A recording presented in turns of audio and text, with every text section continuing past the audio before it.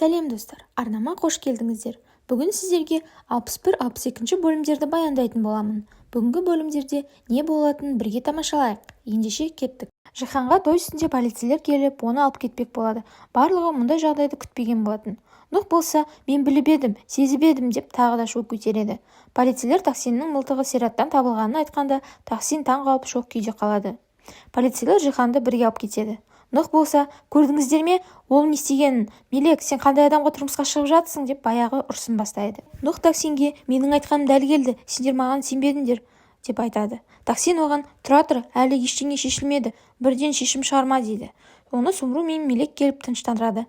Бір кезде Севилай оған сабыр ет деп айтады. Хикмет өзіне кешкі ас дайындап жүргенде оған Халил мырза келіп гүл табыстайды. Әйел адамның жаны нәзік болғасын, бұл Хикметке өте ұнайды. Хикмет оған, демек сіз әлгі егіздердің әкесісіз деп сұрайды. Екеуі сөйлесуге кетеді. Нұх көлігін қатты айдап келе жатады. Оның артынан Сумру әрең дегенде жетіп тоқтатып алады.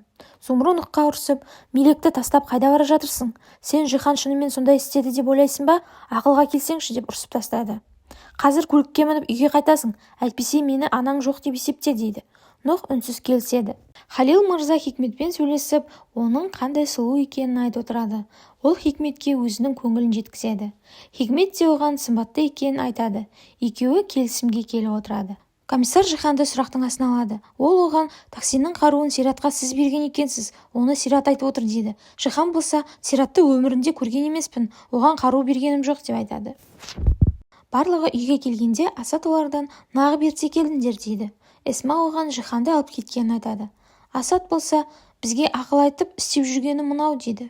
Харика болса, Асат, сен сонда Жихан осындайға барады деп ойлайсың ба деп Жиханды жақтап жынданып кетіп қалады. Жиханды камераға қамап қояды. Харика бөлімшеге келеді. Ол адвокатты көріп, оны Жиханмен кездестіруін өтінеді. Сумру жеке жайға келеді. Халил мырза оны артынан бақылап тұрады. Нұх үйге келе жатып, есінен танып жолдың шетіне түйісіп қалады. Севилай да бірдеңе сезгенде ұйқысынан шошып оянады. Ол Нұхқа хабарласқысы келеді, бірақ батылы бармайды. Назим Хариканы сыртта күтіп тұрады. Харика оған, менің бауырымды құтқаршы деп жылап қалады. Ол болса, мен оны алып шығамын, саған уәде беремін дейді. Ол Харикаға дәмханаға баруға ұсыныс айтады. Екеуі кетіп қалады. Харика Назимға ішкі сырын айтып болған жағдайларды жеткізеді. Ол Харикаға дұрыс ақылын айтып отырады. Екеуінің арасында бір жалын пайда болады. Тахсин комиссарға келіп Сиратпен кездескісі келетінін айтады. Алайда комиссар оның мұнда емес екендігін жеткізеді. Ол Жиханмен кездеседі. Жихан оған, менің кінәм жоқ дейді. Тахсин болса, мен білемін, екеумізді араздастыру үшін әдейі жасалған дүние екенін білемін дейді. Және мен сені қиындықтан алып шығамын деп айтады. Мелек үйде көп ойланып, көлікке мініп Жиханға жол тартады. Ол комиссарға, балам екеуміз әкесін көруге келдік, өтініш рұқсат етіңізші дейді. Комиссар жарайды дейді. Ол полицейлерден рұқсат алып Жиханның қасына кіреді. Ол екеуі бір-бірін сағынғандарын айтып, сезімдерін жеткізеді. Күзетшілер Нұхтың көлігі соғылғанын Сумруға айтады. Бір кезде Нұх келіп, оны абайсызда соғып алдым дейді. Сумру болса, шынымен бе, сен кеше ашуланып келе жатырғанда әдейі соғып алмадың ба дейді. Ол болса, маған Тахсин ағам аманаттап табыстаған көлігін қалайша соқтырамын, мені жынды дейсіңдер ме деп ренжиді. Хикмет Халилмен кездесуге келіп сөйлеседі. Екеуміз келісім жасауымыз керек дейді. Ол оған, бұлардың барлығы менің үлкен жауларым, әсіресе Тахсиннен кек алуым керек. Егер мұны істемесем, тыным таппаймын дейді. Мен саған сенім артамын. Егер мені алдасаң, сені де аямаймын, өлтіремін. Мен ешкімді аямаймын деп шарт қояды. Ол болса, мен сенімен біргемін, соңына дейін дейді. Мелек сотқа үлгермей қалғанын ойлап көңілсіз тұрады. Ол Тахсинге звондап Жиханды түрмеге жібергенін естиді. Ол Мелекке қолдау көрсетеді. Мелек көлігіне отырып үйіне кетіп қалады. Тахсин түрмеге кіріп Сиратпен кездескісі келеді. Алайда қызметкерлер Сиратты сізбен кездескісі келмейді дейді. Жихан камераға келгенде барлығы оған амандасып құрмет көрсетеді. Нұх көлікте отырып Севилайды аңдумен болады. Тахсин оқиға орнына келіп болған жағдайды еске түсіруге тырысады.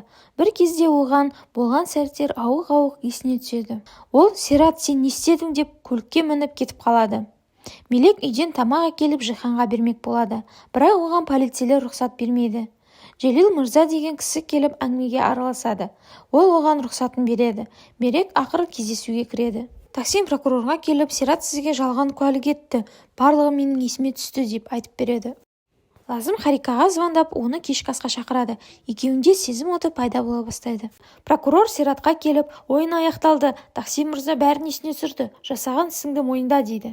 Сират сол түні ол кешкі асқа бара жатырды. Ол мені тастап өзі кетті. Мен болсам оны жалғыз жібермеймін деп көлікке бардым. Сол кезде оның қаруын көрдім. Оның артынан бардым. Бір кезде тоқтаған көлікті көріп, өзімнің көлігімнен шығып, қолыма қаруды алдым. Орманға қарай бара жатырғанда байқамай оқ аттым. Не істерімді білмедім. Мен оны өлтірдім деп ойлап шошып кеттім. Көліктің терезесіне әдейі оқ аттым. Қалай болғанын өзім түсінбедім деп жылайды. Келесі күні Таксин Сиратты көріп ұрып жібереді. Ол Жиханға неге бұлай істедің деп ашуланады. Сиратқа жазаңды ал, бірақ отбасыңды уайымдама дейді. Жихан аман-есен отбасымен қауышады. Нұх пен Таксин сөйлесіп отырады. Нұх оны қастандық деп ойлаумен болады. Алайда Таксин оған есіне түскен жағдайды айтып береді. Нұх баяғы әдетінше Севилайды аңдып, оған сүйсініп отырады. Нұх психологтың қабылдауына келеді. Оны сыртынан Халил бақылап тұрады. Нұх психологқа барлық ішіндегі жан сырын ақтарады. Кешке Таксиннің жекежайына барлығы қонаққа келеді. Алайда Севилай Нұх үшін бармай қалады. Ол Тюрканға барлық жан сырын ақтарып жылайды. Кешкі асқа отырғанда Хикмет әдеттегідей оларға мысқылдап тиіседі. Оларды суретке түсіріп алады. Барлығы Хикметтің бұл қылықтарын жаратпай отырады. Ол бөлмесіне кетіп қалады. Бөлмесіне келгенде күтпеген жерден Халил мырза кіріп келеді. Хикмет оған таңырқап қарайды. Екеуі жоспар құрып отырады. Тюркан Банаминге қырындап оған хат береді. Оларды тағы да Жанан байқап қалады. Ол Тюрканға бар жөніңмен жүр деп ұрсады. Банамин дәретханаға кіріп хатты оқиды. Ол Тюрканмен кездесу үшін қонақ үйге келеді. Олар екеуі бірге уақыт өткізеді. Мелек әдеттегідей жұмысына келгенде оған ассистенті сізді бір кісі келіп күтіп отыр дейді. Мелек болса бұл кім болды екен деп таңданады. Ол келген кісіні көргенде көңіл күйі бұзылып кетеді. Ол әкесін бірден танып қалады. Достар, каналыма тіркеліп лайк басып қолдау білдіріп отырыңыздар. Сіздердің қолдауларыңыз мені шабыттандырады. Назарларыңызға рахмет.